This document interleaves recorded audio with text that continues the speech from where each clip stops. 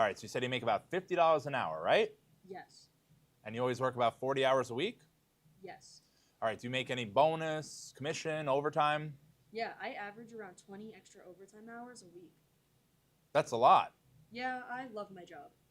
And it's always consistent over the last 2 years. You work about 60 hours a week. Yes.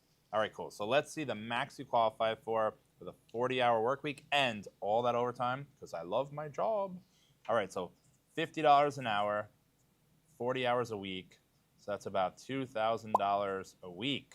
So if you do overtime, time and a half, 75 times 20, so that's about $1,500 a week. So between your 40 and your overtime, it's about $3,500 a week. Yo, Greg, take 3,500, multiply by 52, what do you get? 182,000. 182,000 for the year. Greg, divide that by 12, what do you get? 15,166. Perfect. Thanks, Greg. All right, so 15,000 is what you make a month, so that's what we're going to use to qualify you for this. So you figure $7,200 a month. That's the max you qualify for, which is kind of crazy. Of course, we can talk about affordability, but let's work off this number.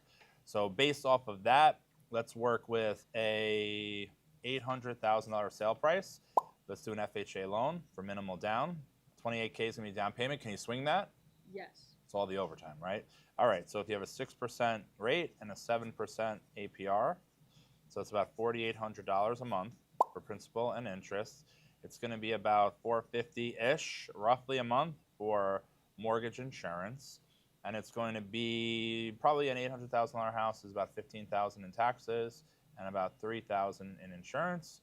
So it's about another $1,250 for taxes, $250 for insurance. So that's $5,250 plus another $1,500. So it's about $6,750 all in. So there you go. Because of all that overtime, you qualify for an $800,000 house with an FHA loan.